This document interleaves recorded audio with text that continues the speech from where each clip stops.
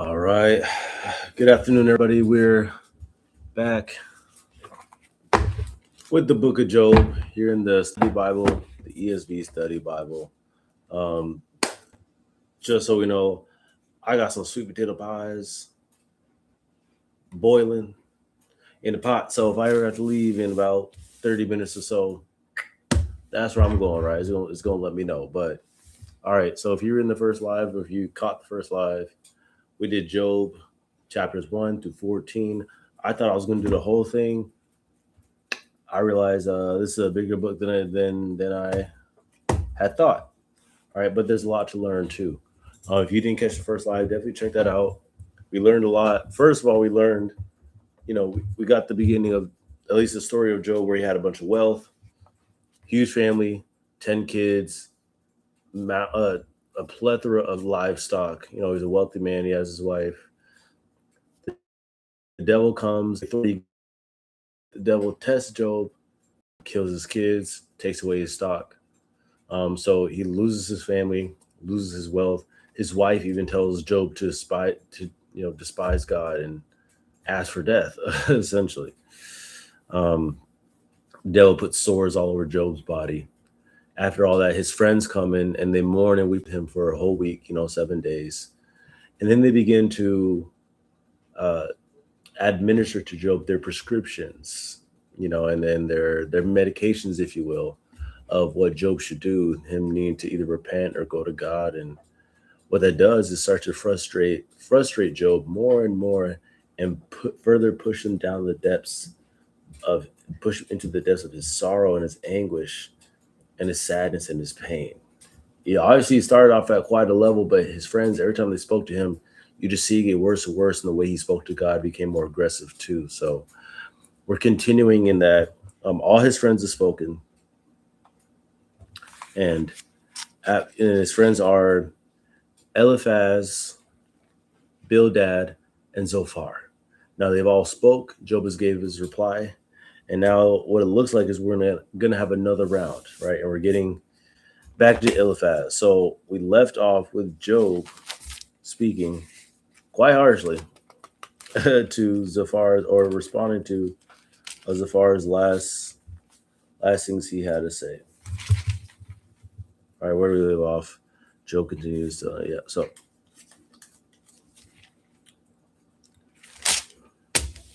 So the last things was Job was talking about death comes soon to all. So he's really contemplating death right now. Okay. Now we're back with Eliphaz, chapter 15. Like I always say, let's grab our plate, grab our utensils.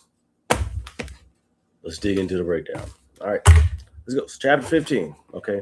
And like I mentioned last time too, I do use the ESV study Bible. So the reason why these lives will be longer too, I'm going to read the extra content down below. Right. So you don't want to hear all that. I don't know what to tell you. It's my live. I'm going to read it. Okay. All right. So Job chapter 15.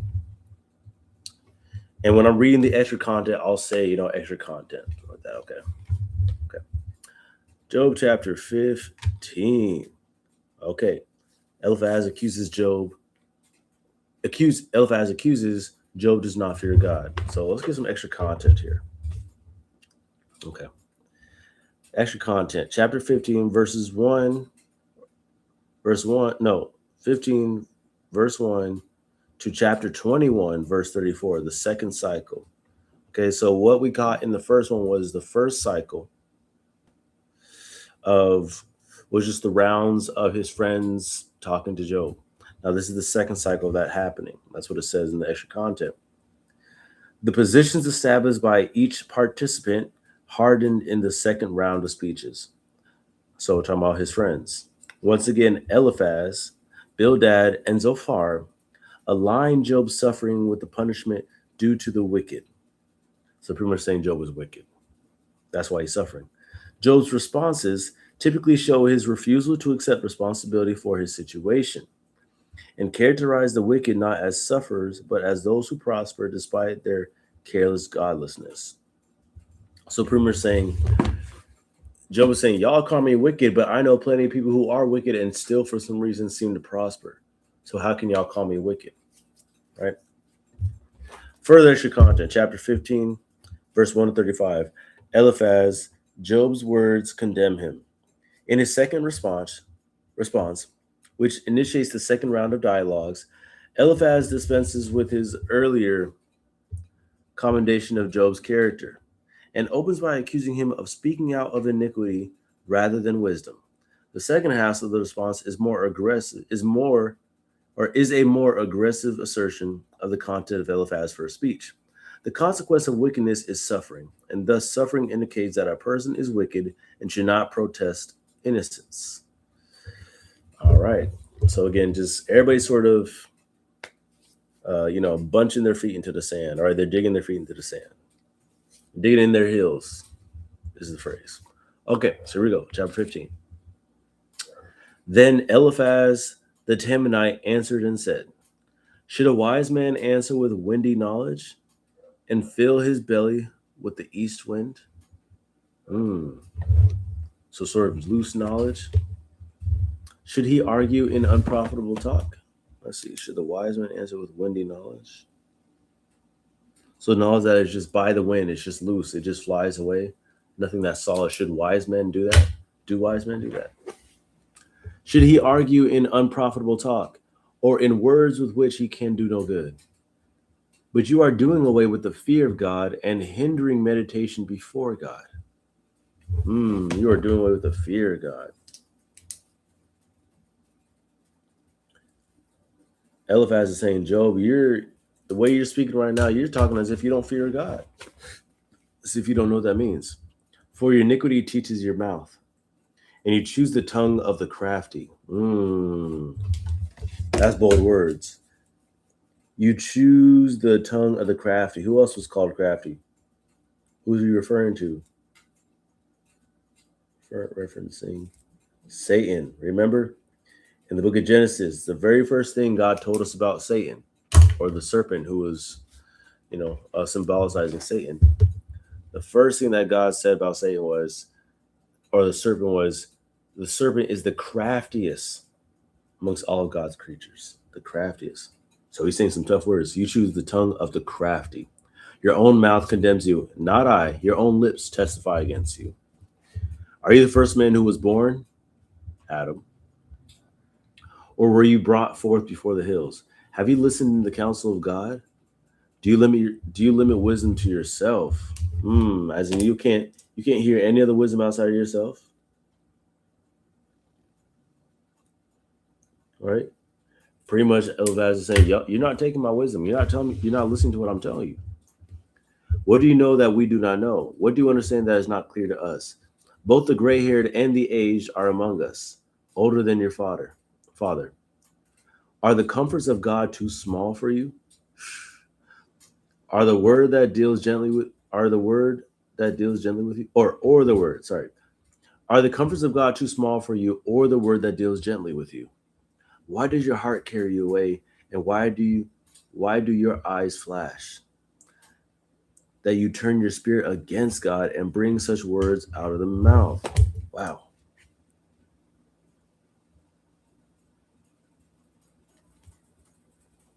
Why do your words carry you away? Why does your heart carry you away? So pretty much calling him angry. Ironically, he's saying, why do you look so angry? Why are your eyes flashing? You look so angry. But not realizing his friends, have been angering him more, right? So it's just a little bit of gaslighting right here. A little bit, I don't know. What is man that he can be pure? Or he who is born of a woman that he can be righteous? Behold, God puts no trust in his holy ones. And the heavens are not pure in his sight. How much less one who is abominable and corrupt, a man who drinks injustice like water.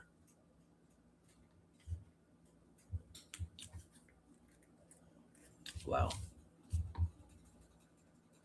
Yeah, he's saying some words, ain't he? He talking that mess. Now, I was saying in the beginning, or in the last live, I was like, man, if I'm Job, I'm listening to some of my friends right now. I'm strongly questioning our friendship. It's not that we shouldn't be able to be real with each other, but like, man, they popping off. at the mouth sometimes. I will show you, hear me. Chapter 17. And what I have seen, I will declare, what wise men have told, without hiding it from their fathers, to whom alone the land was given. And no stranger passed among them. The wicked man writhes in pain all his days, through all the years that are laid up for the ruthless. Dreadful sounds are in his ears. In prosperity, the destroyer will come upon him.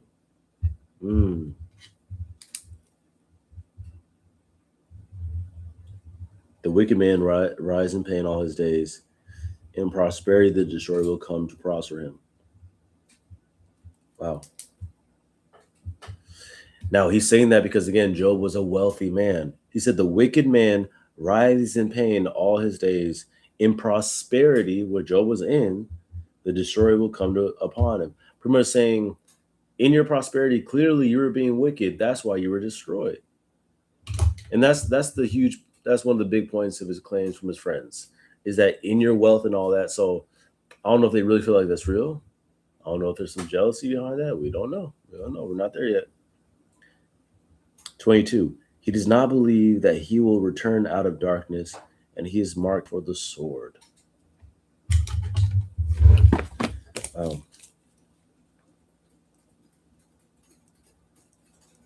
So a lot of things are said in Job's prosperity.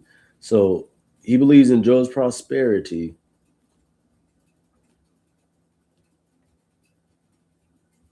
He allowed his wickedness to cause his destruction.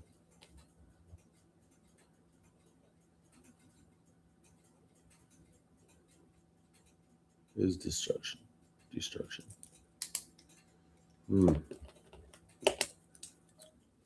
Let's get some extra content what we just read so far before we turn this page. Okay. So going from chapter 15, verse 2.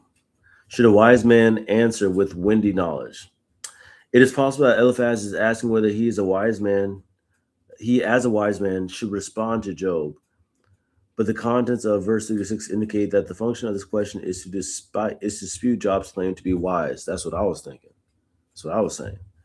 Eliphaz argued that Job's words reveal someone who is full of wind rather than wisdom, right? Should wise men be speaking with such loose words, with such loose wisdom? Right. Verse 4, fear of God. As the ESV footnote says, the Hebrew lacks the word of God. However, the reference to God in the second half of the verse and the thrust of verses 2 to 6 underscore that this is precisely what Eliphaz is inferring. Job has become careless in his complaint to God and is doing away with the very thing that will bring him relief, namely repentance and humility before God, and thus is hindering his meditation from being heard. Right? So, and that is some of the things that I was kind of seeing myself in these last few chapters, and that's why it's very interesting. Is maybe Eliphaz is not realizing, or his friends are not realizing, y'all are the ones who are gassing Job up. They are the ones who are gassing Job up to get even more frustrated. And then when Job starts to question God in a more harsher tone, now they're like, well, you shouldn't be talking to him like that.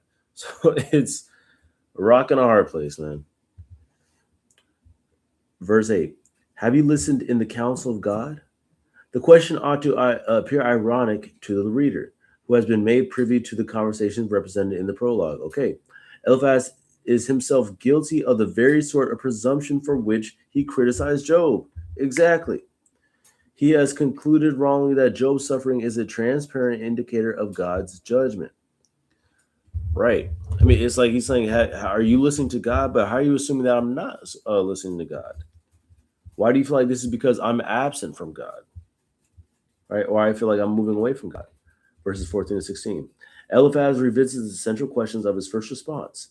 If God does not truly trust fully even his heavenly servants, how can Job, as a mere man, continue to protest his innocence?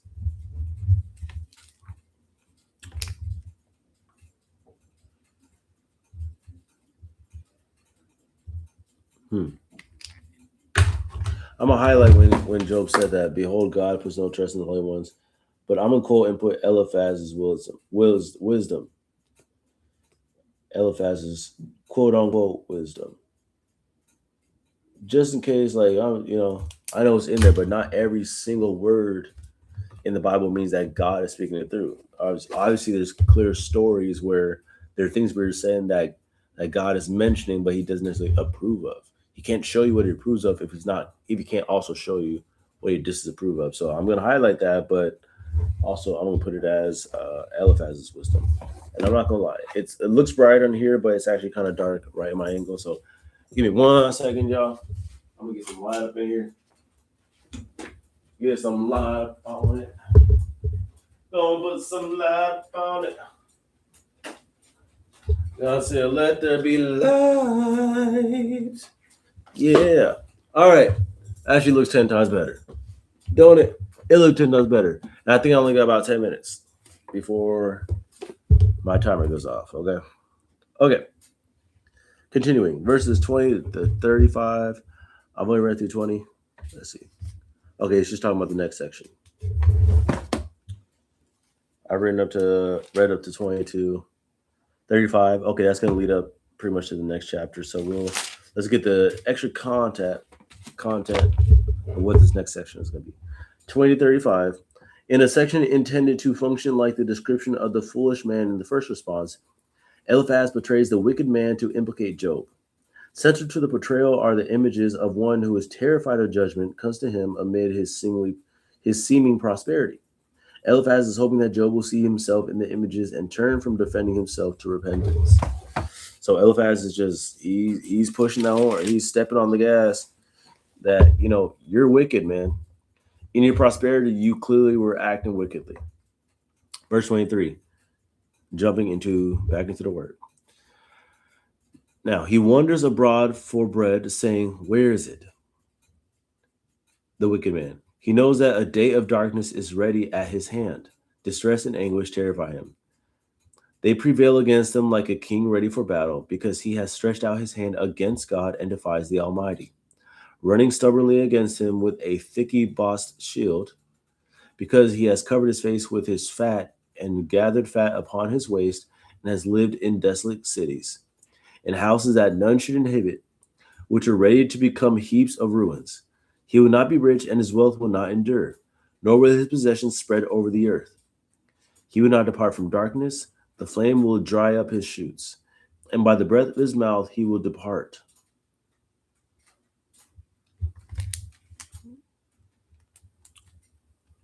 So this is all Eliphaz speaking about a wicked person.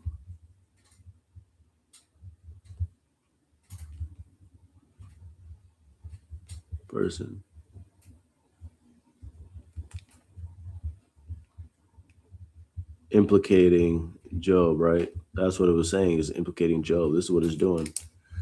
Let him not trust in emptiness, deceiving himself, for emptiness will be his payment.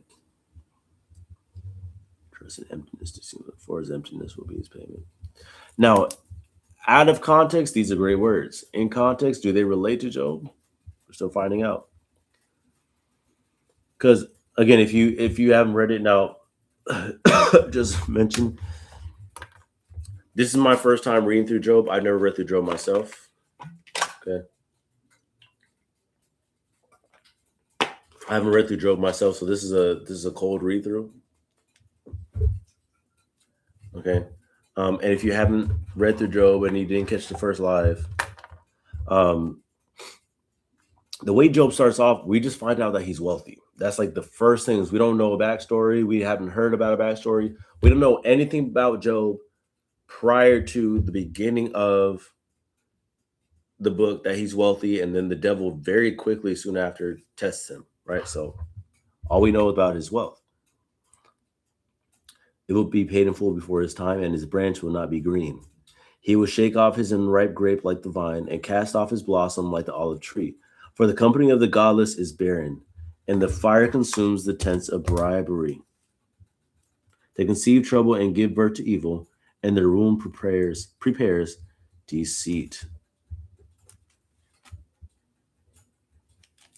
Wow. For the company of the godless is barren, and fire consumes the tents of bribery. All right. Harsh words. For the company of the godless is barren. Even though this is his friend saying that, maybe he's implying that, hey, if you don't turn your ways, I don't know if we can longer be friends, right? Continuing with some extra content. Chapter 15, verse 27. The double use of fat invokes a well known image for proud, complacent disregard of God, right? Or gluttony, right? Not that if you're fat, you're gluttonous, but that's a deadly sin, right? Verse 31 to 35, what we just read. These verses contain an example of Job's claim that his friends are withholding kindness from him, with the presumption of his perspective is clear, or that his perspective is clear and right. Eliphaz mercilessly chooses vocabulary that focuses on the Job's offspring as indication of Job's judgment. Woo! Like, man, I'm telling you, hands are like, woo, emptiness. His branch will not be green, right? His offspring will not be green. The early loss of grape blossom being his kids. His company is barren and conceive, give birth, and womb. Oof. Given what the reader knows about Job, this section ought to instill humility on the part of any person who seeks to pursue another with rebuke.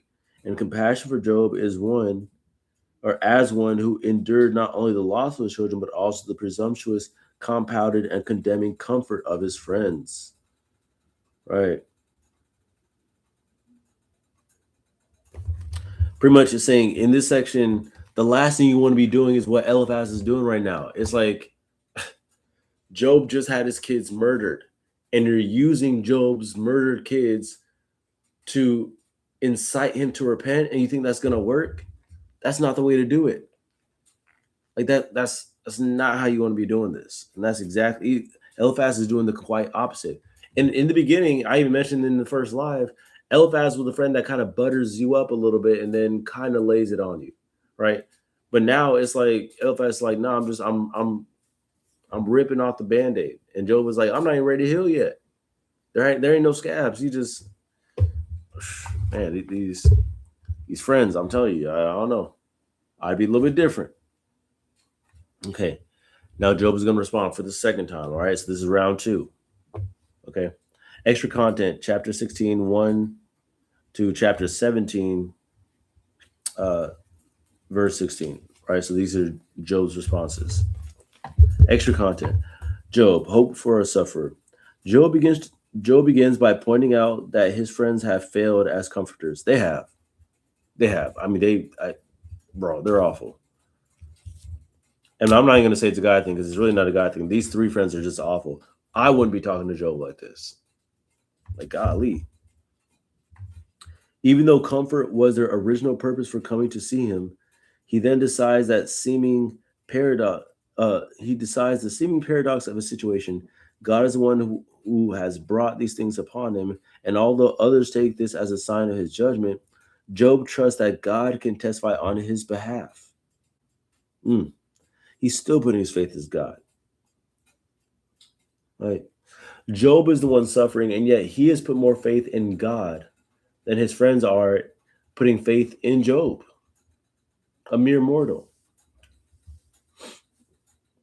Which I guess that would make sense. You would put less faith in a mortal than in God, but his friends are not putting any sort of faith in Job at all. They're not giving any sort of faith.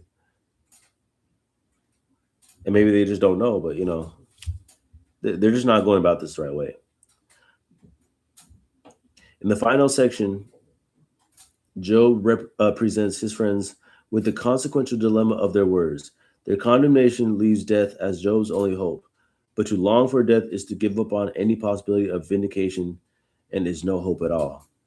He's really stuck between a rock and a hard place. He's like, based off your words, y'all acting like dying is the only way I can go about this, but dying it's not going to alleviate. Well, I mean, I guess it may alleviate the pain, but it's not going to, like I said, vindication. If I really put my hope in God, if I kill myself, then I lose all that. I'm no longer blameless. I'm no longer upright. Okay, let's get into it. Job replies, miserable comforters are you. Then Job answered and said, I have heard many such things. Miserable comforters are you all. Shall windy words have an end? Or what provokes you that you answer? Or what provokes you that you answer? I also could speak as you do. If you were in my place, I could join words together against you and shake my head at you. Woo! Oh, Job is talking his mess right back. I could also speak as you do. If I were in your place, Eliphaz, if you had lost your entire family, there it is. If you had lost your entire family and everything you owned, what if I put my words against you? What if I start talking mess towards you? Use your own suffering against you, right? And then shake my head at you for your loss. How do you think it would go then?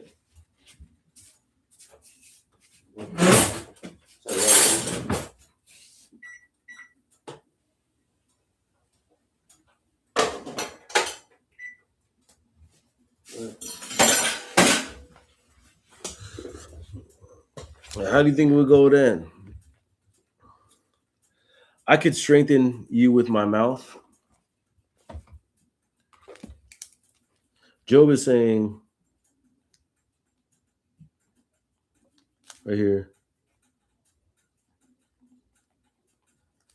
what if the tables were turned, huh?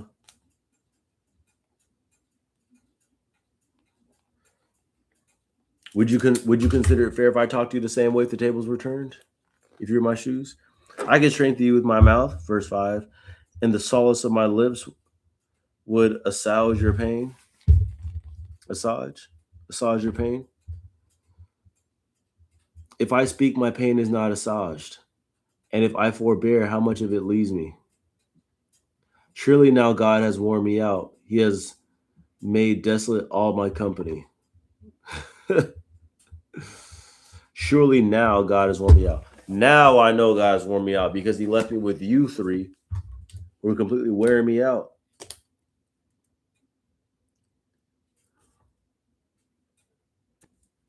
And that's really, I mean, that's a word right there. And that's another test. And again, I didn't say in this slide, but in the book of Job, people really, in my opinion, have not talked about it correctly, or they've been incomplete about it. All they mention is what Job suffers in the beginning and how he was tested, but he still gave praise to God. And because of that undying faith, God blessed him and gave him more than what he lost.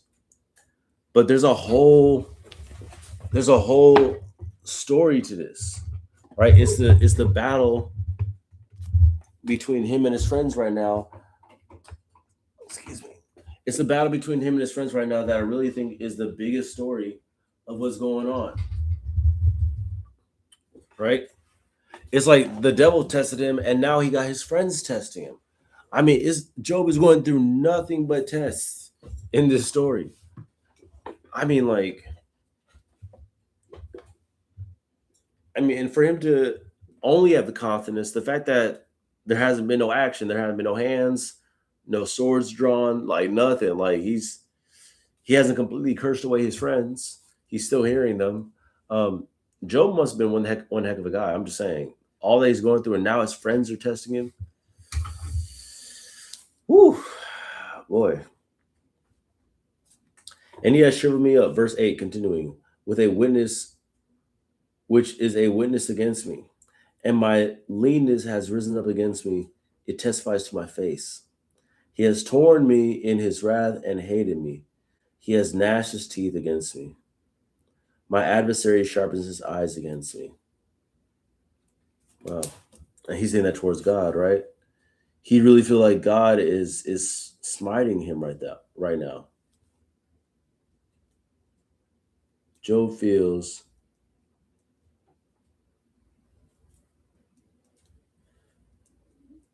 is smiting him.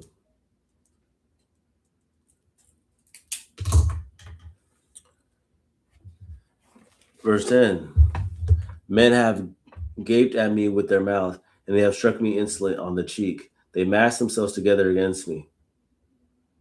God gives me up to the ungodly and casts me out to the hands of the wicked. I was at ease, and he broke me apart. He seized me by the neck and dashed me to pieces. He has set me up as his target. His archers surrounded me. Now, when he said, God gives me up to the ungodly and casts me into the hands of the wicked, I don't know if he's talking about his friends or he's talking about the devil, demons. I'm not sure. Right? If he is talking to his friends, he's definitely throwing some harsh words back. Because y'all call me wicked. No, God's put me in y'all hands as ungodly. Right? He slashes upon my kidneys and does not spare. He pours out my gall on the ground. He breaks me with breach upon breach. He runs me upon like a warrior. I have sewed sackcloth upon my skin and have laid my strength in the dust. My face is red with weeping, and my eyelids are deep darkness. Although there is no violence in my hands, and my prayer is pure. Although there is no violence in my hands, and my prayer is pure. Despite everything God is putting me through, I still don't seek violence. And my prayer is pure. I still speak to him. So what we just read were all the ways that Job feels attacked. All the ways feels attacked by God and men. Right? Verse 18, O earth, cover not my blood, and let my cry find no resting place. Even now, behold, my witness is in heaven, and he who testifies for me is on high, speaking of God. My friends scorn me, my eye pours out tears to God, and he would urge the case of a man with God, as the Son of Man does with his neighbor. For when a few years have come, I shall go the way from which I shall not return.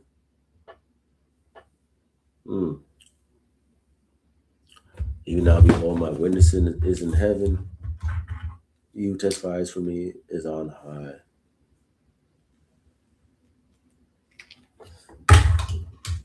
Even now, God is my witness.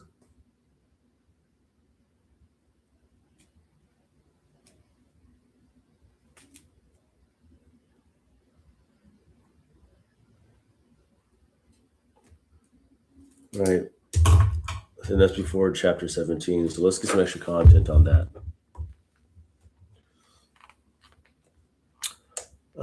Did I read this chapter? Chapter 16, verse 4 through 5, backing up to the chapter 16 here, beginning. Job is not suggesting that he would act like his friends if the roles were reversed. He's trying to get his friends to put themselves in his place so they would see how little comfort they are offering. Right? That's how I read it, though. I don't know. That's how I read it, but I also see that perspective. It's like I could do those things. Yeah, it's not. He's not saying he would. Right? The roles were reversed. I would do it. But what if they were reversed and I could do those same things to you? How would you feel about that? Right? Verse 8. To counter Eliphaz's description of the fat, wicked person, Job points to his own shriveled and emancipated state. It testifies that God's hand is against him, also linking the motive of hostile stares. See Job 16:10, but not that he's guilty. Verses 12 to 14, Job uses the imagery of warfare and what happens to his city and its inhabitants when it's attacked or breached to express how he feels broken open by God. He feels like he's at warfare with God right now. Or God is at warfare with him. Because you ain't going to war with God. You ain't doing that. Chapter 15 or verse 15. Sewed sackcloth upon my skin. Job's constant grief is like a coarse cloth stitched to his skin, a reality of acute and unending pain. Laid my strength to the dust. Literally buried my horn in the ground. The horn of an animal represents strength, power, and nobility. Even semblance of dignity and worth has been taken away from Job. All his dignity gone. Deep darkness, verse 16. Literally shadow of death. Job's gaunt eyes are those of a dying man. You feel like he is dying. Deep darkness. What does it say? He's deep darkness. Eyes of death.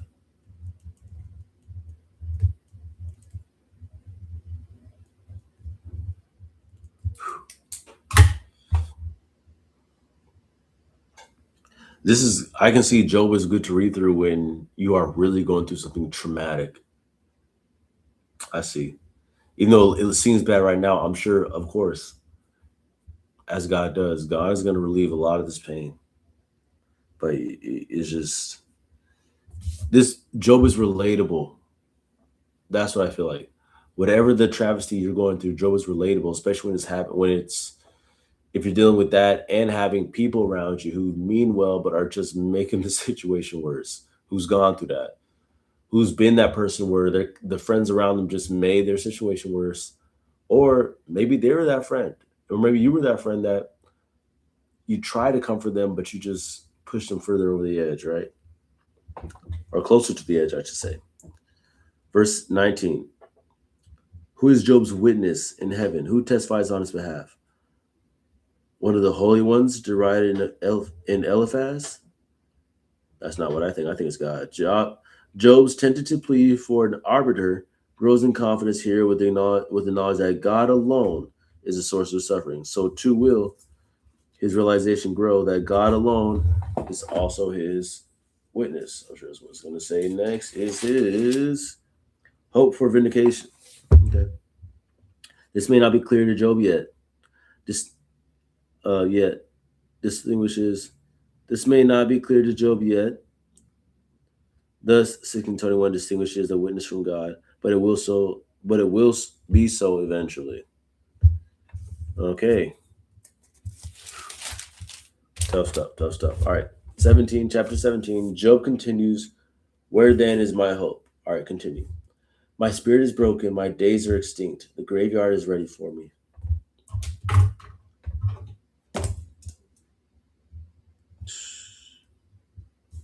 My days are extinct. Job is ready to die.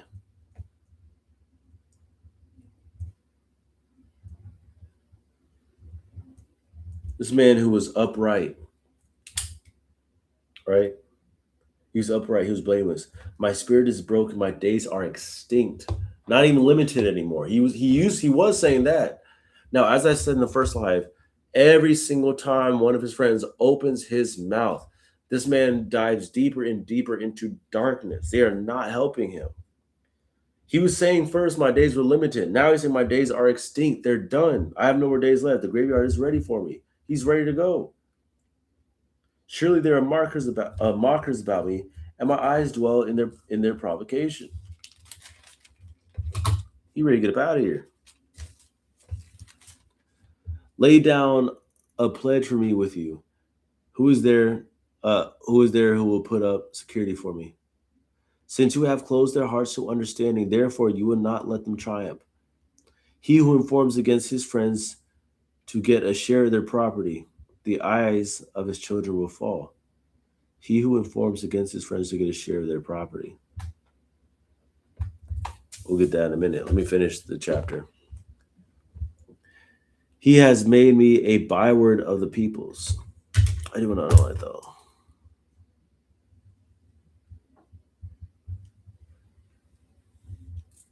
Okay.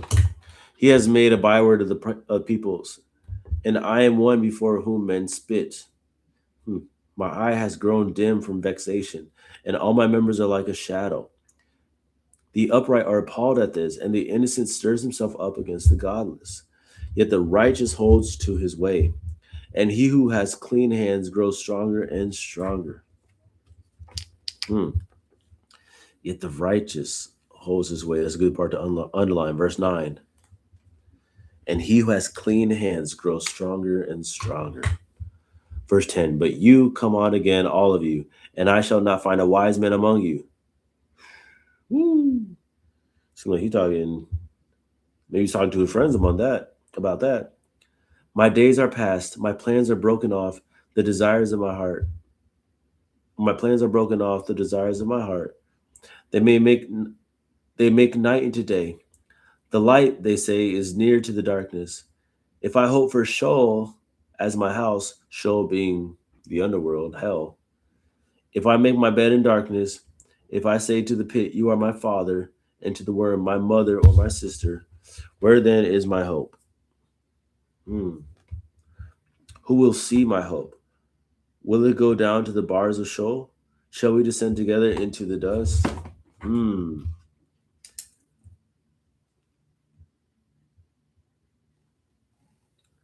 If I hope for Sheol as my house, if I make my bed in darkness,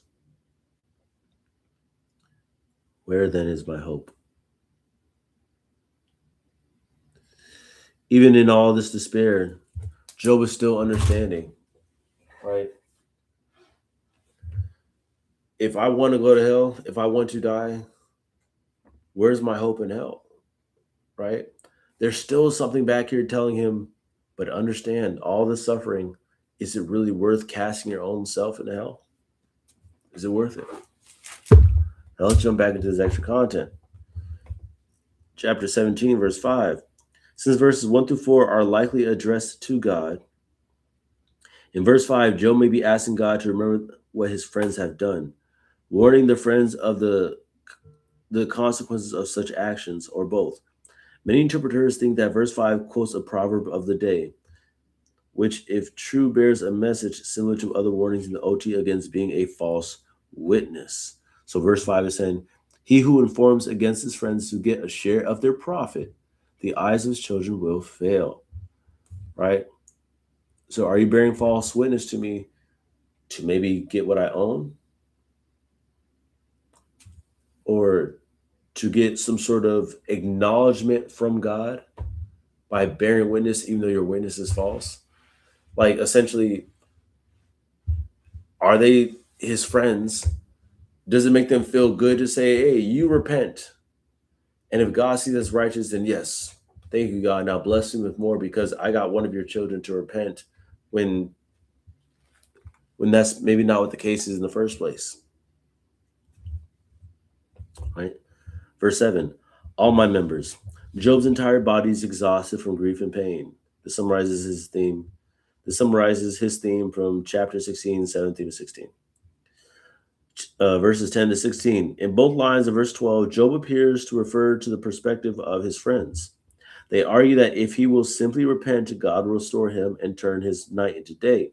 However, Job argues that simply accepting the perspective of his friends would be to make his bed in darkness, because it would be a response void of the faith that trusts that God is both sovereign and just, and thus knows the truth, and of hope that he will be vindicated by God.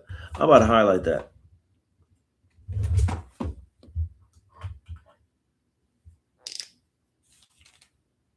Job argues that simply accepting the perspective of his friends would be as if to make his bed in darkness, because it would be a response void of faith and trust in God, that he is both sovereign and he is righteous and he is justice, right?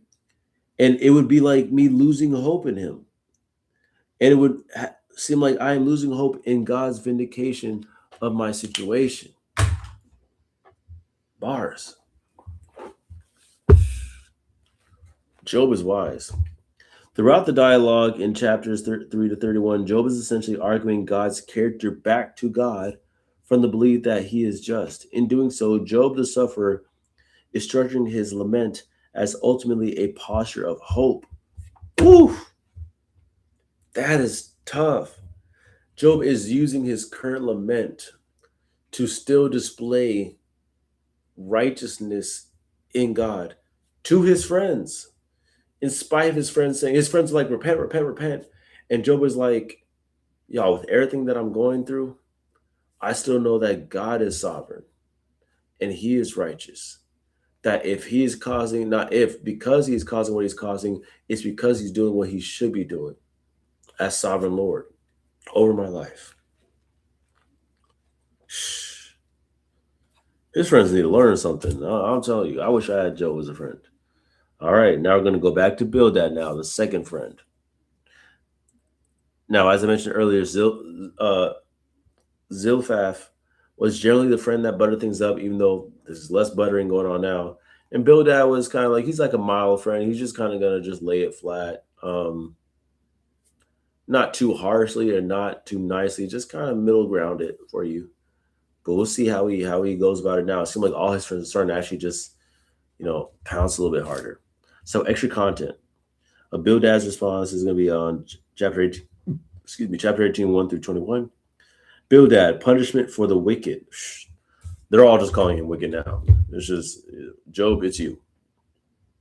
Like Eliphaz, Bildad omits any of the appeals to Job in his first response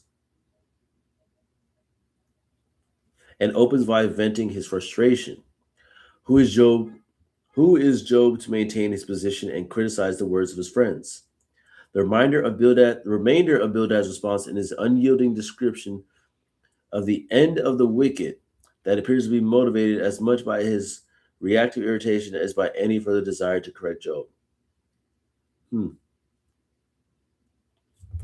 So they just going in, essentially, is what it's saying. All right, chapter 18. Bildad speaks, God punishes the wicked. Then Bildad the Shuhite answered and said, how long will you hunt for words?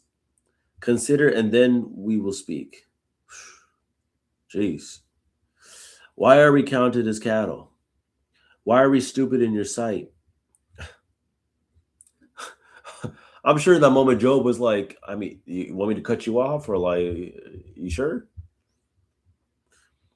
You who tear yourself in your anger, shall the earth be forsaken for you? Again, you who tear yourself in your anger. Again, I hate to use this word in the Bible, but they're gaslighting Job's emotions as if they were not the ones to arouse his anger.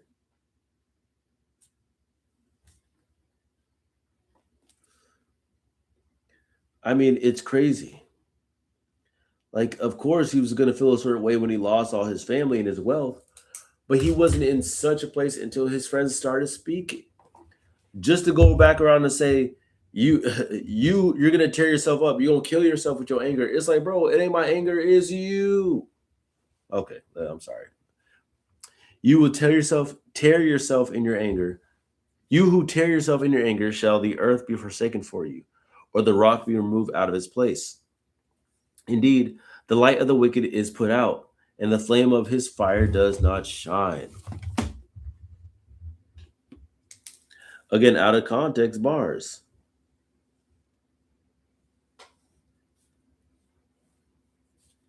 Right? I'm gonna put that. Out of context. This is good wisdom. Out of context. Verse 6, continuing. The light is dark in his tent, and his lamp above him is put out. His strong steps are shortened, and his own schemes throw him down. For he is cast into the net by his own feet, and he walks on the mesh. A trap seizes him in the heel, and a snare lays hold in him. A rope is hidden from him in the ground, and a trap for him in the path. Terrors frighten him on every side and chase him at his heels. His strength is famished, and his calamity is ready for his stumbling. It consumes the parts of his skin, and the firstborn of death consumes his limbs. The firstborn of death consumes his limbs.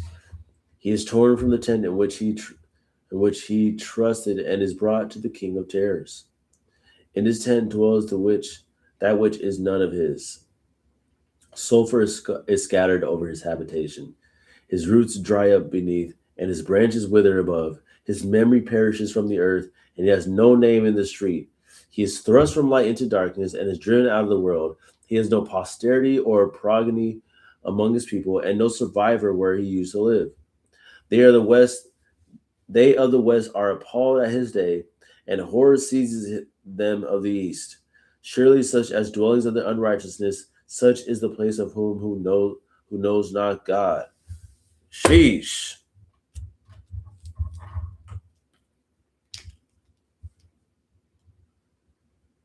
Wow. I, I mean, woo. All that what we just read, again, out of context is great, but pretty much just saying these are the curses of the wicked.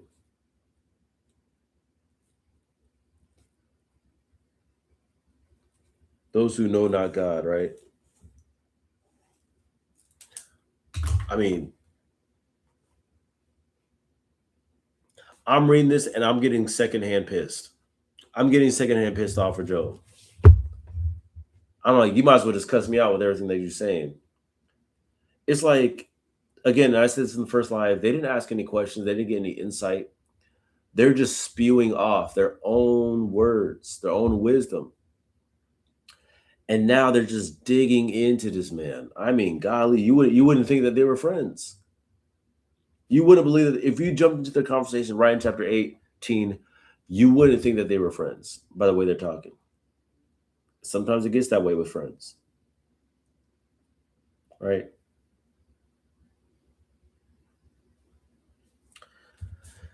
That ends chapter 18.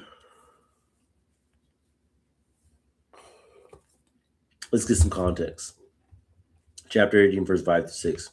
Bildad is likely responding to Job with the repeated images of the light of the wicked, flame lamp, going dark, put out, does not shine, to make the point that Job ought to take the darkness as precisely such a warning. Verses 7 to 10. Bildad uses the vocabulary of a trap, net, snare, rope. In these verses, to argue that what Job describes as God breaking him apart is better described as Job suffering the consequences of his own sin, his own schemes throw him down. So Bildad is saying, no, it's not God who's punishing you. It's you who set up traps for yourself. You were killing your own self. That's why he said your anger, your anger would tear yourself up.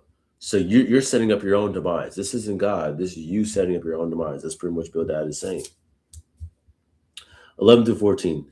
The vocabulary of these verses has led some interpreters to explain the reference of the firstborn of death and the king of terrors as allusions to figures in either Babylonian or Ugaritic mythology. While it is difficult to discern whether such an allusion is intended, it is clear that Bildad is personifying the process of and finality of death. Calamity is wearing the wicked person, i.e. Job. Is wearing the wicked person down, which will lead ultimately to the finality of death itself. When Bildad uses the phrase the firstborn of death, he may be intentionally picking up the familiar references from Job's response and turning them against him. Verse 14 to 21. Bildad refers throughout the section to the destruction of both the house, example like tent, habitation, dwellings, place, and the household, memory, name, prosperity, progeny, and survivor of the wicked in order to assert that Job's circumstances show he is one who knows not God. Wow. I mean, now he's just tearing from the inside out now at this point. Okay, let's keep moving. Let's keep moving because again, it's hot. It's not getting hot. It's hot. We on fire. Job replies now to Bildad. All right, good. Because again, this is the second round of calling and responding in a sense. Responding, not responding. Job replies, my Redeemer lives. Extra content. Chapter 19 from 1 to 29. Job, my Redeemer lives. Job begins by asking his friends how long they will persist in accusing him and why they feel no shame for the manner in which they have done so. I mean, I'm just saying, like, man, y'all killing this man. Y'all can't let off at all. They're not even noticing that their words are not helping him. They're so self-righteous in what they have to say. And again, have we ever been there? Have we felt that from somebody that like they couldn't see that your words are not helping me? Let's say even if you might be right, You're not helping me. If being right is all you are, like you don't spare my feelings at all. Have you ever been there where you swear what you're saying, you're just trying to help, and you were just so sure you're more concerned at being right and them seeing you're right than you understanding their plight. That's a bar. I'm out of here. All right, let's go.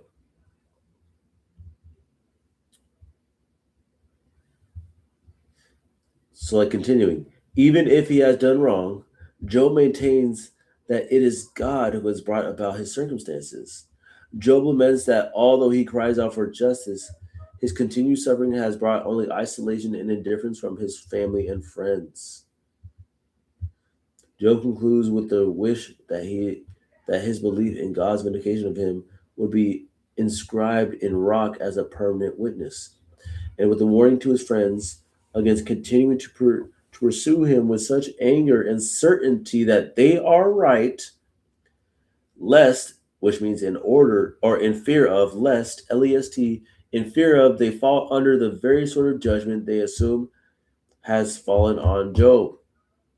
He's warning his friends, look, if y'all continue with this proud self righteousness, God gonna deal with you. How long will you torment me and break me in pieces with words? Now this is Job's cry to his friends, which is a word I feel like in this situation for their relationship is being used lighter and lighter, more loose. How long will you continue? How long will you torment me and break me with your words? These 10 times you have cast reproach upon me. Are you not ashamed to wrong me? Before we turn, let's just get this extra content. How long? Job opens by echoing the question from the first line of each of Bildad's speeches, which is chapter 18. How long? That was Bildad. How long? To draw attention to how relentless his friends have been in condemning him. Man, I just got such a big heart for Job right now. Verse 3. Job uses the phrase 10 times as a figure of speech, indicating a full measure rather than 10 actual interchanges. Right? So some exaggeration, right? You've accused me so many times. All right. Now continuing. And even if it be true that I have erred, my error remains with myself. Right. It's like, y'all, this is my business.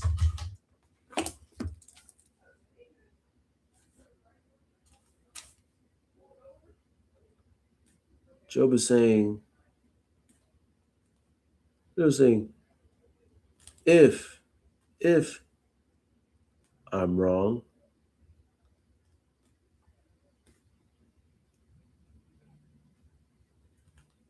it's my business.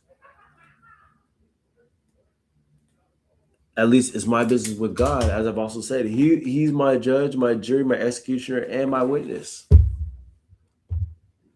If indeed you magnify yourselves against me and make my disgrace an argument against me, know then that God has put me in the wrong and closed his net about me. Behold, I cry out violence, but I have not answered. I call for help, but there is no justice. He has walked up my way so that I cannot pass, and he has set darkness upon my paths. He has stripped me from my glory and taken the crown from my head. He breaks me down on every side, and I am gone. And my hope has he pulled up like a tree. Did I read that right? He breaks me down on every side, and I am gone. And my hope has he pulled up like a tree. He has kindled his wrath against me and counts me as his adversary.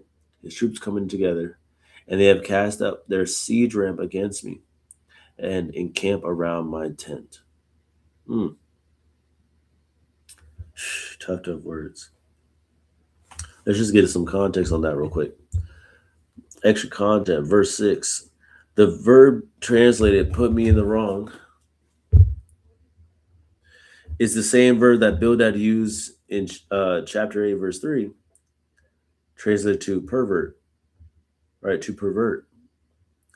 Put me in the wrong, to pervert. Job uses this verb To make his point clear, even in the very protesting of his innocence, Job is affirming his belief that God is just. But he also continues to affirm that his suffering is not because of his sin, and that God is the one who has ultimately allowed or brought it about. Right. And obviously, just when it comes to that perspective, the underlying question always then why? Like, why is he allowed it? Why is that a thing? Right. I'm sure that answer will be well, we know because we have context of where it came from, but I'm sure Job will get that answer eventually. Verse 7, I cry out violence. The prophet Habakkuk opens his oracle with a similar statement and compliment before God. Verse 8, he has walled up my way. God's fence had at first kept trouble away from Job, but now it was a wall that gave Job no way of escape. It was that very wall that gave Job no escape. Wow. The very scale of his suffering is for Job a sign of his divine origin. Hmm. Continuing verse 13.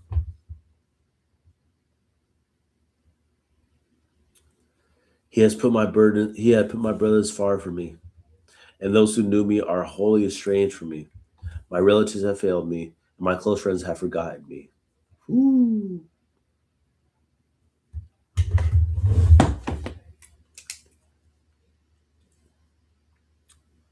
And he's saying that directly to them. It's like, y'all forgot who I am.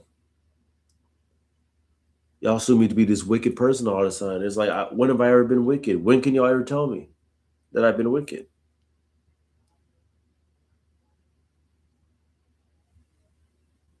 Mm. The guests in my house and my maidservants count me as a stranger. I become a foreigner in their eyes. I call to my servant, but he gives me no answer. I must plead with him with my mouth for mercy. My breath is strange to my wife. Ooh. To my wife, my breath is strange. And I am a stench to the children of my own mother. To my brothers, my siblings. Even young children despise me. When I rise, they talk against me. All my intimate friends abhor me, and those whom I loved had turned against me. My bones stick to my skin and to my flesh, and I have escaped my skin in my teeth. I have escaped it by the skin of my teeth. I become frail. My bones stick to my skin. I become frail, right, and skinny. Yeah, I'm sure he's not eating a lot during this time. I'm sure his appetite is nowhere to be found. Have mercy on me. Have mercy on me, O you, my friends, for the hand of God has touched me. Hmm.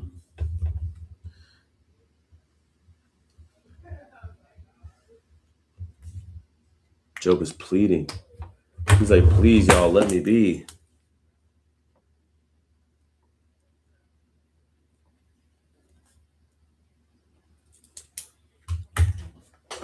Why do you, like God, pursue me? Why are you not satisfied with my flesh?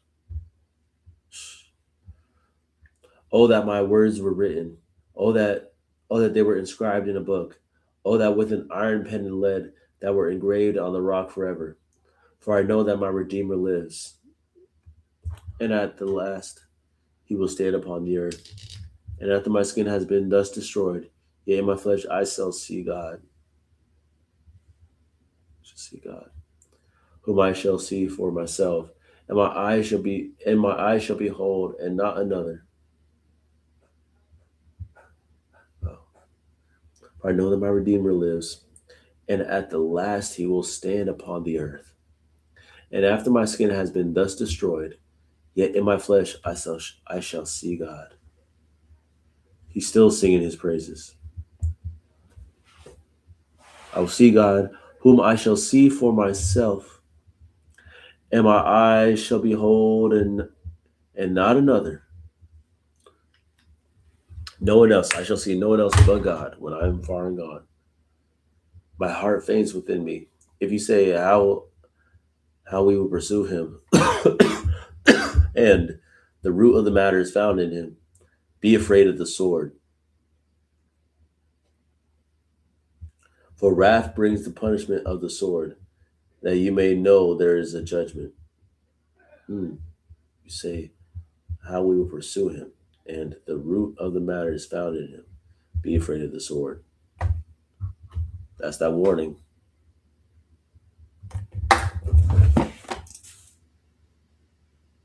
But I want to highlight that Job's still singing the praises of God and no one else. That's the end of chapter 19. Let's get some extra content on that. Back to verses 13 and 19. Viewed apart from Job's suffering, these verses are a remarkable register of the social world of the ancient Israelite patriarch. Within Job's anguished state, he takes a complete inventory of his social isolation. An explicit link is also forged between the poetic dialogue and the story told in the prose frame. Right, from which all the people who've turned against him and despised him, the kids, the children, the maidservants, all the people who've turned against him, right? Verse 20. Although by the skin of my teeth has become an idiomatic expression in English for just barely accomplishing or avoiding something. Yeah.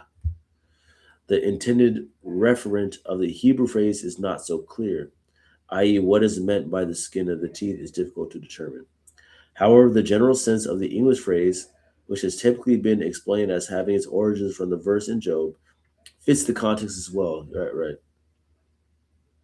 Job's body bears the effects of both his emotional and physical suffering and gives witness to the fact that he has nearly escaped his own death. Right. He's like, I could be dead at this point, but I'm still alive. Still barely holding on.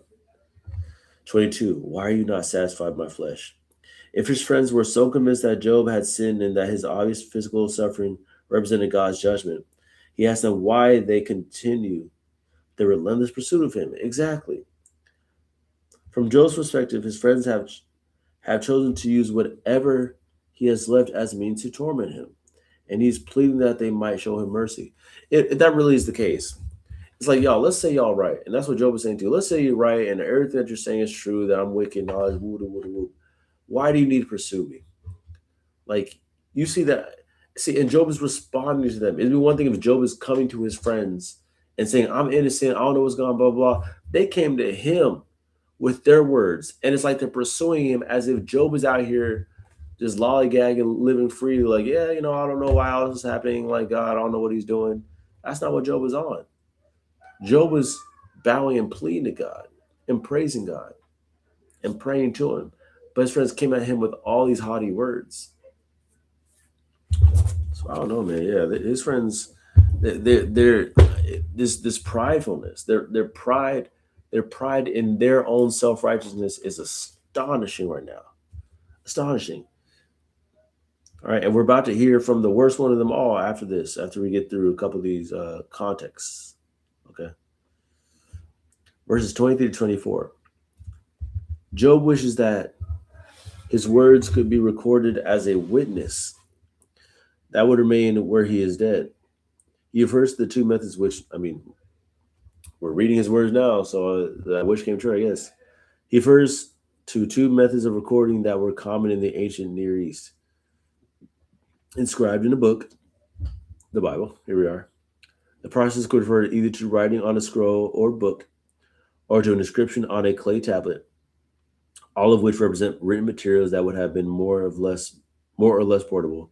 Engraved in the rock, Job also wishes that his words could be inscribed in a more public and permanent fashion. An example of this type of monument is preserved in the inscription of Darius I and Behistun, on which the cuneiform signs were inlaid with lead in order to facilitate the reading of the inscription from the road below. Although it's not commented on explicitly, it is not commented on the book explicitly itself. The writing of the book of Job is, in many respects, a fulfillment of his wish, right?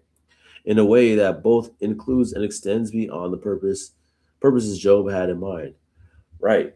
Job doesn't even realize he is definitely in history now. And like you just said, even more so. Job was just like, I just want what I'm saying. Like, I want it to be heard everywhere. But like, the lessons we're getting on top of everything else going on is more than plenty. And that's how God works. That's how God works. If you seek to just simply give to yourself, God will make sure that what is received is more than what you give, because you need to get some of that back in return. Verse 25 to 27. For I know that my Redeemer lives. For Job is stating here that the grounds for wishing that his words would be recorded. I know that my Redeemer lives. The Hebrew noun translated Redeemer is the same word used frequently in the OT to refer to a kinsman redeemer who had both rights and responsibilities for vindicating a family member. In the OT, God says that he will redeem his people from slavery and is thus later referred to as the Redeemer of Redeemer of Israel, which he is. For God as an individual's redeemer. See Genesis 4:28. Okay, cool. Job's description of his redeemer as one who lives and his following reference to God. I feel like I'm looking down too much. Lives and his following reference to God indicate he believes that God is the one who ultimately will vindicate him. Yet in my flesh I shall see God, whom I shall see for myself. Because of the content of Job's earlier laments and the difficulty of the Hebrew, interpreters have questioned the likelihood that Job is expressing in these verses a belief that God will redeem him after death. However, while the focus of Job's dialogue and lament is the desire that what he believes to be true in heaven, i.e., before God, would also be shown to be true on earth. Such a desire makes sense only if it is grounded in the belief that God is his Redeemer and that he will vindicate Job even in death.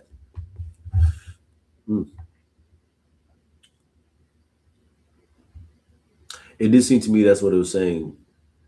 After my skin has been thus destroyed, yet in my flesh I shall see God.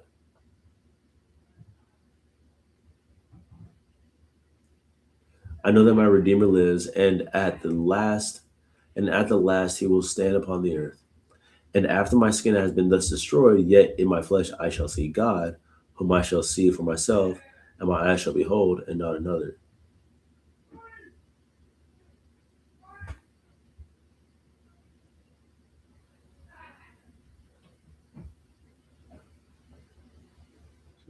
Okay. Chapter 28 to 29. Job tells his friends their certainty that the root of the matter is found in him has led them to pursue him in wrath, which is a deadly sin. Right? Job uses the image of the sword to refer to passing judgment and to warn the friends against their presumption that they can understand and actually wield the sword of judgment that belongs to God alone.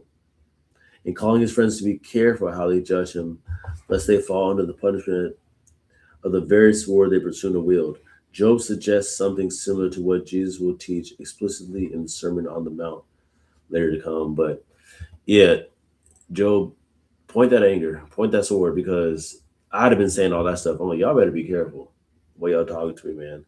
I'm gonna leave room for God's wrath, but just be careful. It's not my job to do that. Chapter 29, or verse 29. Wrath brings the punishment of the sword. The wrath of the friends is a crime of the sword, a sin deserving of punishment.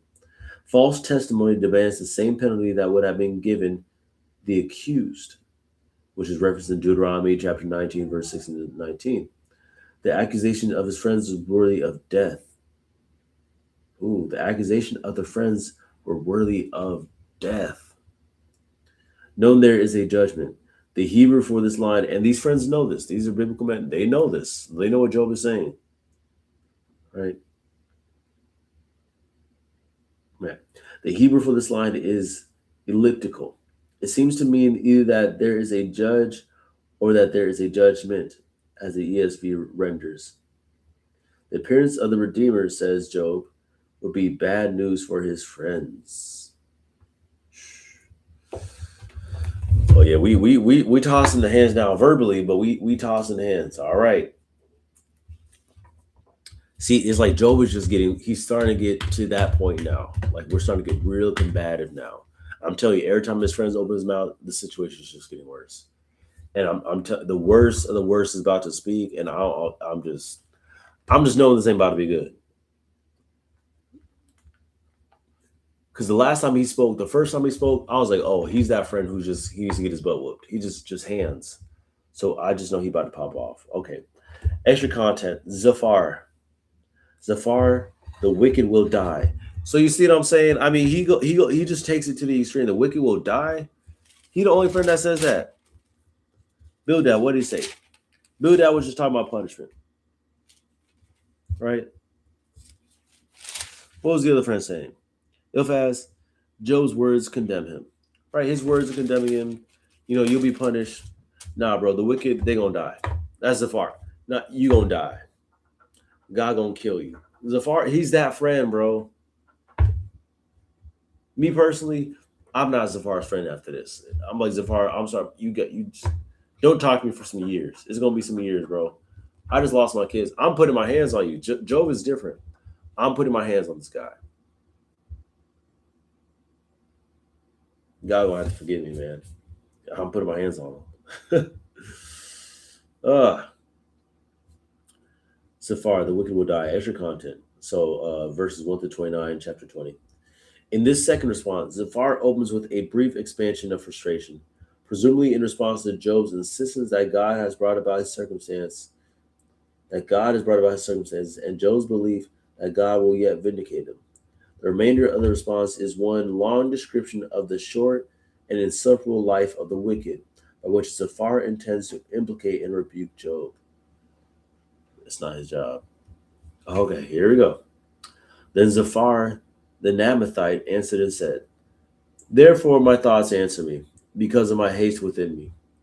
I hear a censor that insults me, and out of my understanding a spirit that answers me. Do you not know this form of old, since man was placed on earth, that the exulting of the wicked is short, and the joy of the godless but for a moment? Though his height mount up to the heavens, and his head reach to the clouds. All right, again, talking about Job's wealth and prosperity.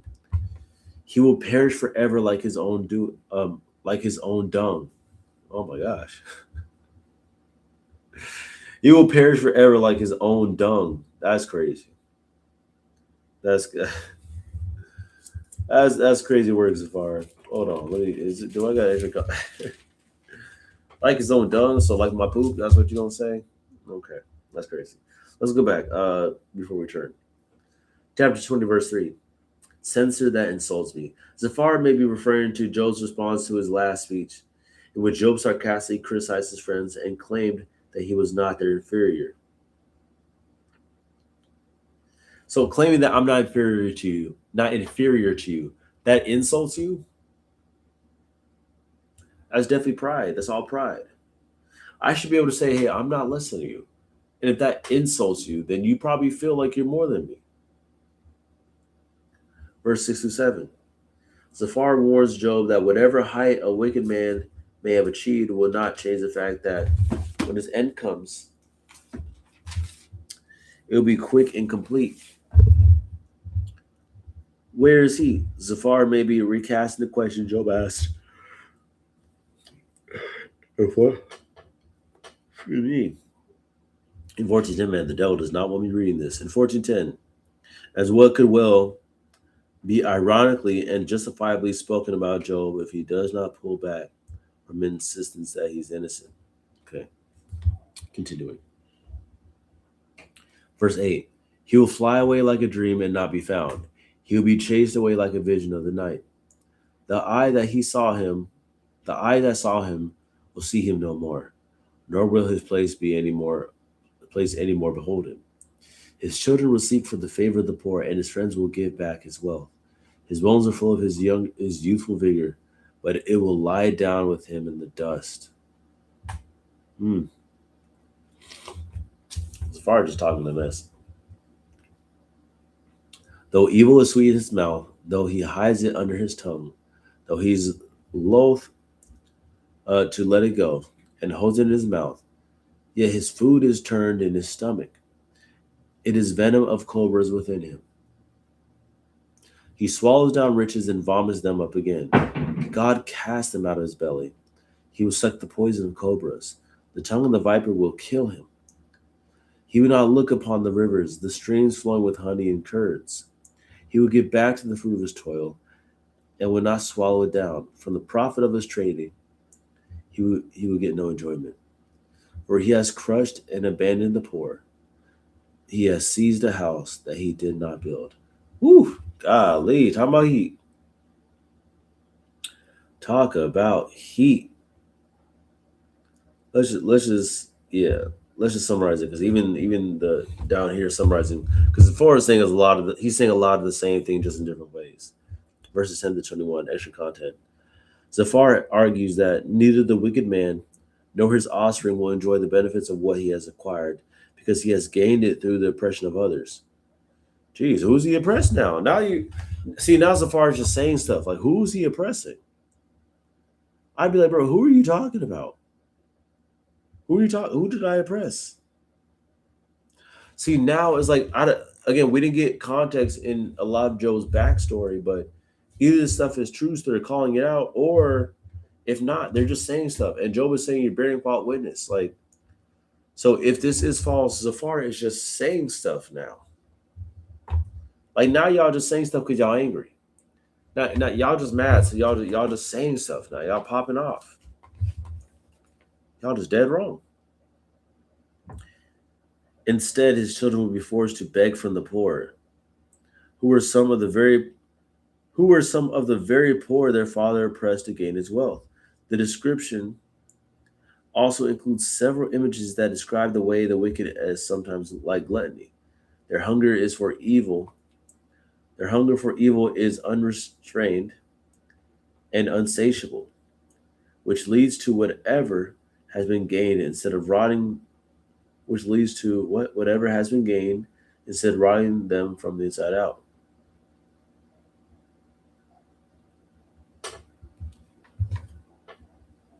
Okay. Sometimes I feel like I read these weird. Okay. Continuing. Verse 20. Because he knew no commitment in his belly, he would not let anything in which he delights escape him.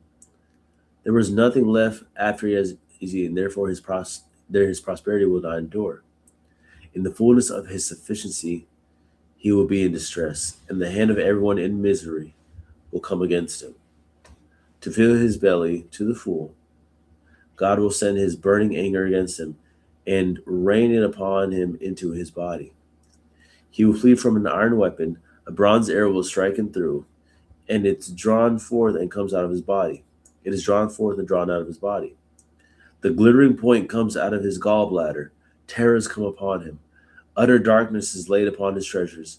A fire not fanned will devour him. What is left in his tent will be consumed. I mean, the imagery is just crazy. Like, Zafar is... He's wild, bro. I'll tell you that. He's wild. 27. The heavens will reveal his iniquity, and the earth will rise up against him. The possessions of his house will be carried away, dragged out from the day of God's wrath. This is the wicked man's portion from God, the heritage decreed for him by God. Woo!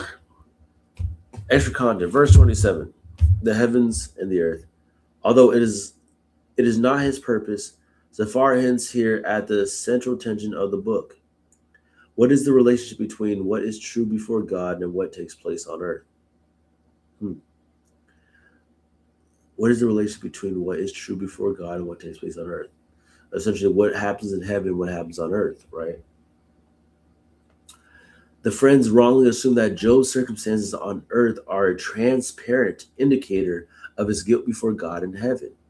Job has governed his life by a belief that God is indeed just, and his lament reflects his desire that God's justice will be manifested more than it is in his present life on earth. In the end, Zafar will realize that what the heavens will reveal is his own error, not Job's iniquity. Like, his friends is going to find out. His friends are going to find out that what they're saying is straight. Let me keep reading. Okay. So Job is going to respond here. Job replies, the wicked do prosper. All right, extra content. Verse 1 to 34. Job's response closes the second cycle of the dialogue with his friends by focusing directly on the assertion that the wicked suffer immediately and lasting grief, which is at the heart of the argument of each of his friends and is the trust of Zophar's most recent response. Job argues that the wicked do not self destruct in their greed, but rather live in grand style and are respected and honored in death. In the midst of a response, Job questions whether his friends truly understand life on earth. He does this in a manner that makes it seem as if God needs to be instructed.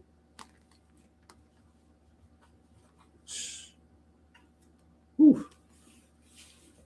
Okay. Chapter 21. Job replies, the wicked do prosper. Then Job answered and said, keep listening to my words and let this be your comfort. Bear with me and I will speak. And after I have spoken, mock on. As for me, is my complaint against man? Why should I not be impatient? Look at me and be appalled, and lay your hand over my mouth. When I remember, I am dismayed, and shuddering seizes my flesh. Why do the wicked live, rich old age, and grow mighty in power?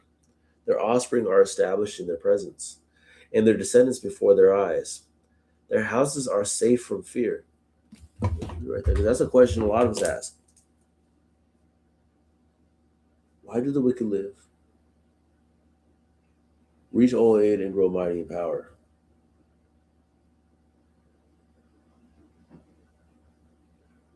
Right? He's questioning that fairness.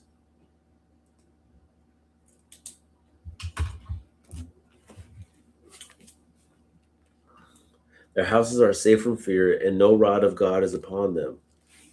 Their bull breeds without fail, their cow calves and does not miscarry. They send out their little boys like a flock, and their children dance. They sing to the tambourine, to the lyre, and rejoice to the sound of the pipe. They spend their days in prosperity, and in peace they go down to Sheol. They say to God, depart from us. We do not desire the knowledge of your ways. What is the Almighty that we should serve him? And what profit do we get if we pray for him? Pray to him. Behold, is not their prosperity in their hand? The counsel of the wicked is far from me. Let me say, they spend their days in prosperity, and in peace they go down to hell to Sheol. That's something to remember, though. So they spend all their days in prosperity, and in peace they go down to Sheol. Right? Because I do want to bring that up, though. They have all this prosperity, cool. But they spend their fewer days on earth in prosperity, but being wicked, right? But where do they spend eternity? They spend forever in hell.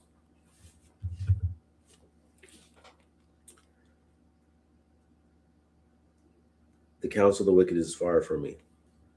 So let's get some extra content before we read through that. Right? Verses 7 through 16. Job argues not only that the wicked prosper and their offspring flourish, but also that their lives often appear unhindered by any of the signs of judgment that the friends so confidently describe, a perspective that shares much with Psalm 73. Furthermore, Job points out that the evidence for which he is claiming is not even concealed by the wicked themselves, who chose to follow their pursuits with open indifference to and even proclaim defiance against the Lord. Verse 17. How often is it that the lamp of the wicked is put out, that their calamity comes upon them, that God distributes pains in his anger? Let's get some extra content before I turn too much. 17 through 21, which we're about to read. Job challenges Bildad's earlier assertion that the lamp of the wicked is put out by asking how often this is true. Furthermore, Job's friends have argued that God's judgment of the wicked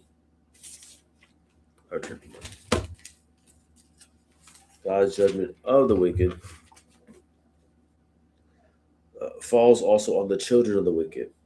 But Job replies that if the wicked person does not see, drink, and know his own punishment, it has little effect on his judgment because he is dead and without care for what happens after him. Okay. So continuing reading.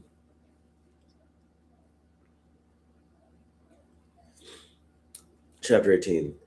That they are like straw beyond the wind. straw before the wind, and like chaff that the storm carries away. You say, God stores up their iniquity for their children. Let him put it out to them, that they may know it. Hmm. You say that God stores up the iniquity for their children. Let him put it out to them, that they may know it. It's like you say that the children face iniquity, then let God prove it, right? Prove it then. Let their own eyes see their destruction, and let them drink of the wrath of the Almighty. For what do they care for the houses after them, when the number of their mounts are cut off? Right? What do they care of the houses after them? Right? They don't care about the generations after them. I mean, how many people live like that? Live like that? Job is saying, wicked people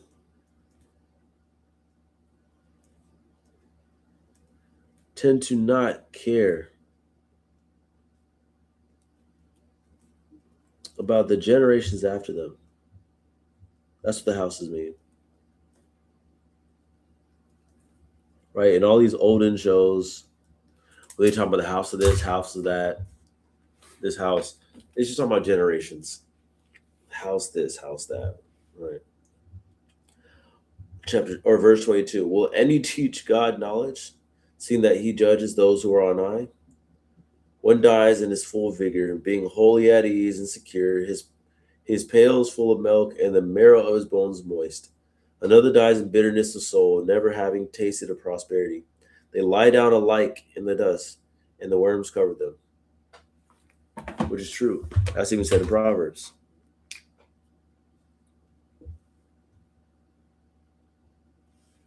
Right? One dies full of vigor, having accomplished a lot. Another dies bitter, never tasted anything. They lie down and die alike.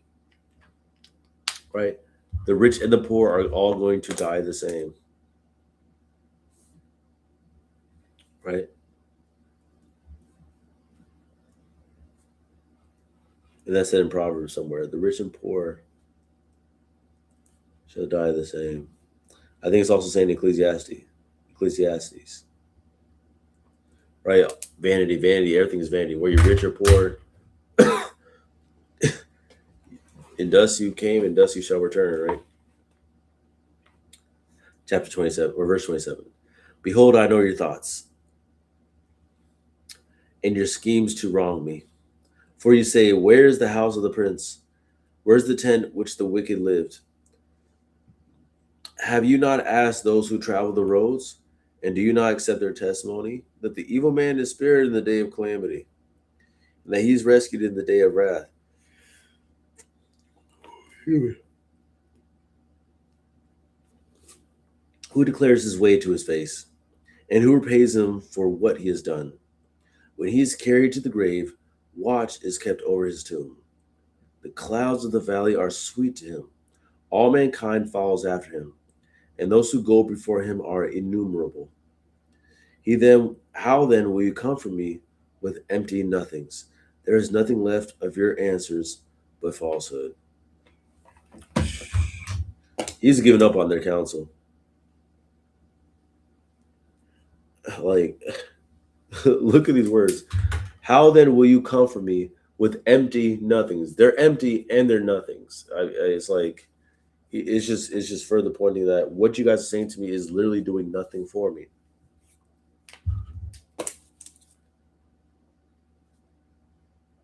Job has completely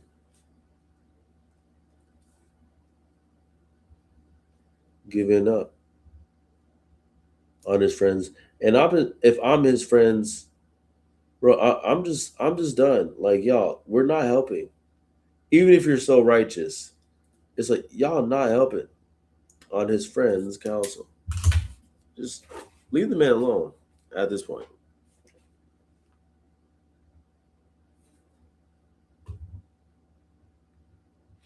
Let's get some extra context.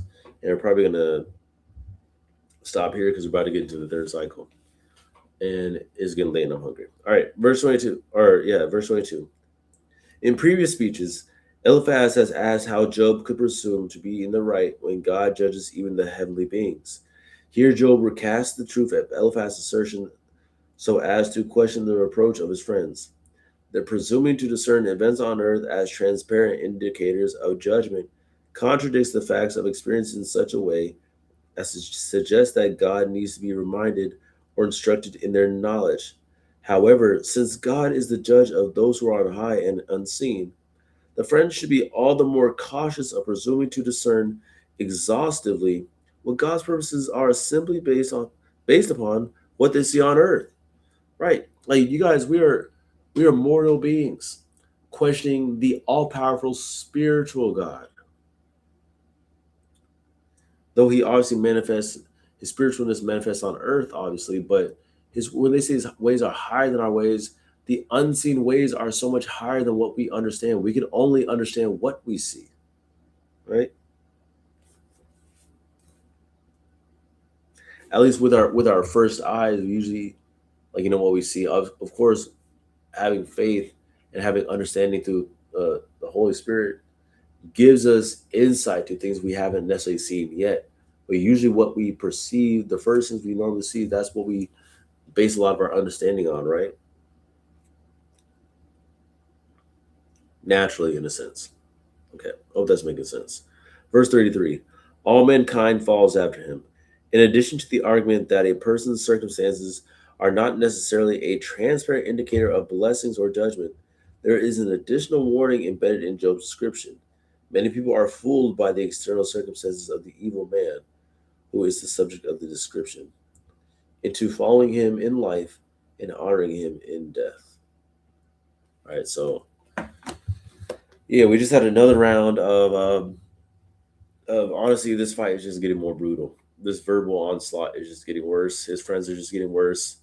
Job's demeanor, his countenance is getting deeper and deeper. He's at a point where like, y'all just kill me.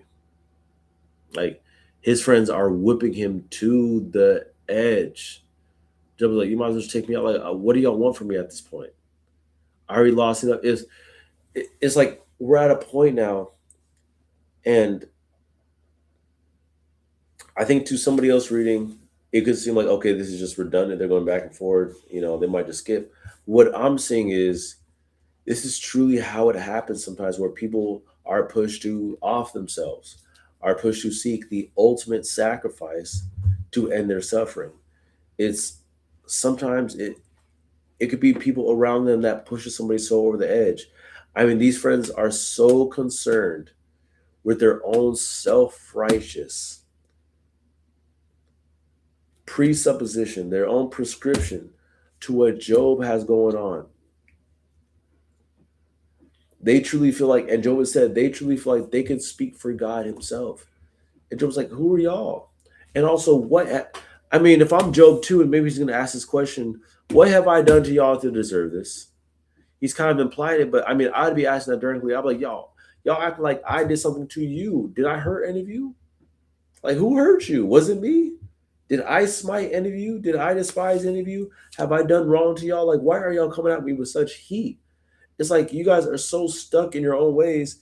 You've gone past of trying to console me. See, in the beginning, when his friends were with Job, it started with them not saying anything. Now we've gone so far to where everything they're saying is a dart to this man's face. I was going to say to his back, but at least they're saying it to his face. But I mean, what'd be the difference? You're directing it straight to his heart as opposed to his back. What's the difference? Whew. All right. We got through 8 chapters. We started 14 on 8, chapter 22. This is a read. I'm starting to see this might be a few or a couple, at least a couple more lives. So there's definitely more to get through. This book is punishing. Even the read through is punishing. It's like you feel for Job, and again, in a relatable sense, how many people has been there with their friends on one side of the table or the other, have been the receivers of all this heat, or have given it and maybe not really even realizing because you feel like what you're saying is true and what you're saying is going to help. Like his friends really feel like they're trying to help him. And if I'm going to give full understanding and grace, like they are trying to help him. And I think they're getting angrier because they feel like what they're saying to him is not landing. Um, but where his friends are going wrong is that it's not their job. You can lament with somebody, you can give counsel. It's better to ask questions first, which they did not do.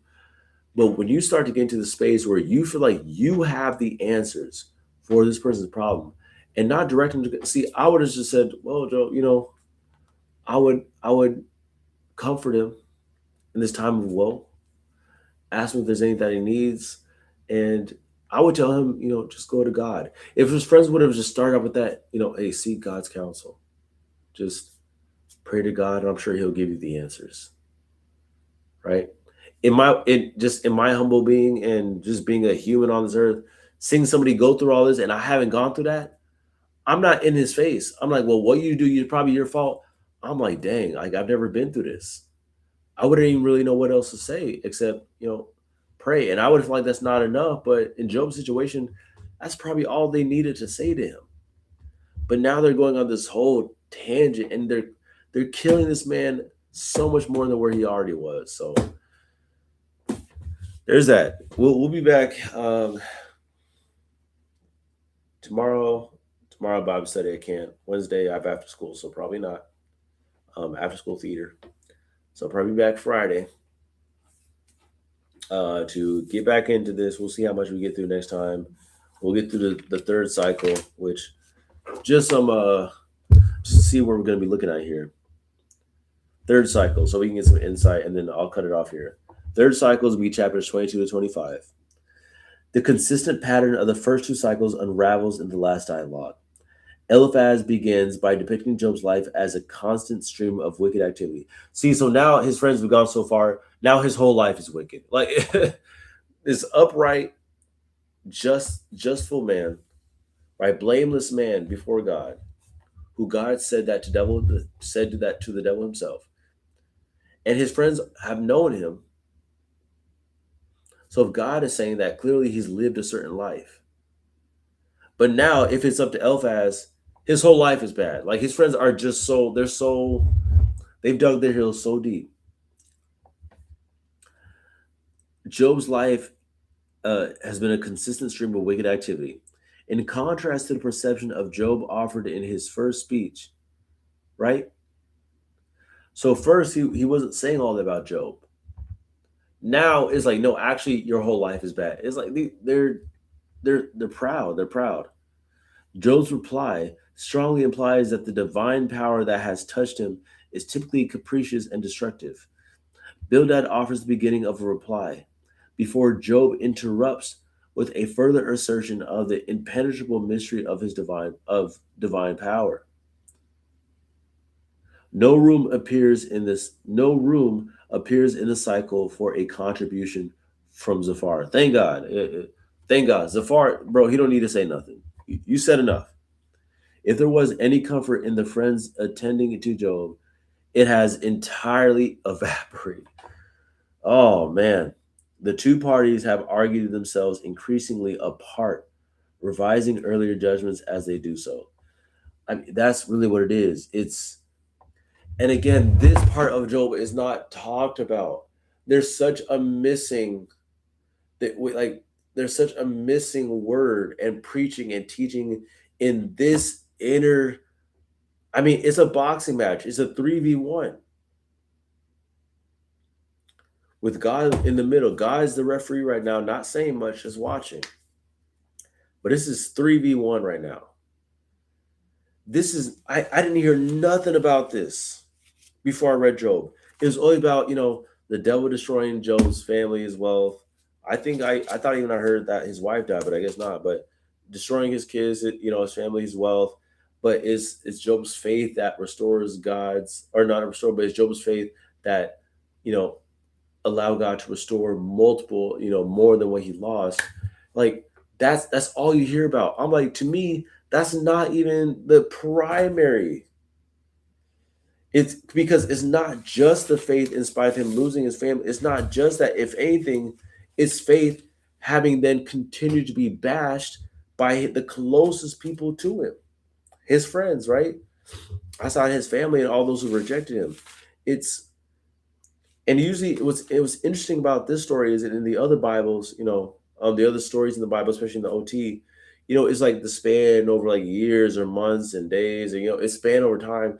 This seems to be like a sitting conversation and a sitting interaction, right? There's no time passing. This is a back and forth, and I'm reading this in time and with the context. But man, this is it's just so interesting. It's just crazy to me that I've never heard anything about this. Like this to me is the it's the story itself. It's not Job's faith just in the midst of him losing everything. It's his continued faith as his faith is essentially being bashed by his wise counsel. This to me is the most telling of anything else about Job's faith. That in his lament, it'd be one thing if he was lamenting on his own. But you see, every time a friend opens his mouth, it's pushing Job further to the brink. And it seems like the further that Job gets to darkness, the even more so that he reaches out with love and praise to God. Like, that's the faith. And this is not what's being talked about.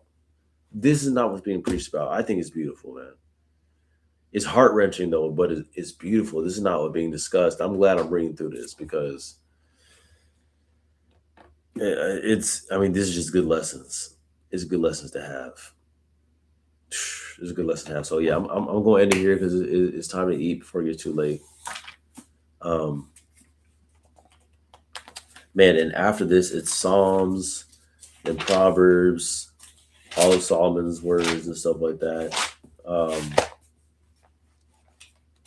And it ends with Ecclesiastes. So in the ESV, it sections off books. So this goes from Job all the way to Ecclesiastes. So it's nothing but wisdom. These are the wisdom books right here. I think that's what it's even called. Is that what these are called here? Poetic and wisdom literature, right? This is the poetic and wisdom literature. I've read through Proverbs. I've read through Ecclesiastes. I have not read through the Psalms yet. I read through the Songs of Solomon. But this is my first time reading through Job, and Psalms is going to come up soon. But I was actually in Isaiah, but I felt led to read through Job. So I'm going to go back to Isaiah. There's more books to read, but this is punishing me. I hold you, man. It's punishing me just reading through all this stuff. I feel for Job so strongly. But anyways, yeah, I'll end it right here. Seems like more of you will catch it later. Hopefully I will see. Come back to the next live. We're going to continue with Job. I'm going to see Job to the end because I need to see what happens because wow, I'm learning so much. But yeah, thank you for checking out the Bible breakdown. This is the second part of the Job breakdown series. We'll be back again, either probably Friday over the weekend I'll probably try to finish the entire book by the weekend, but yeah, definitely to finish the third cycle. We gonna see how messy this gets next time around. So, all right, thank you for coming by. See you next time. Peace.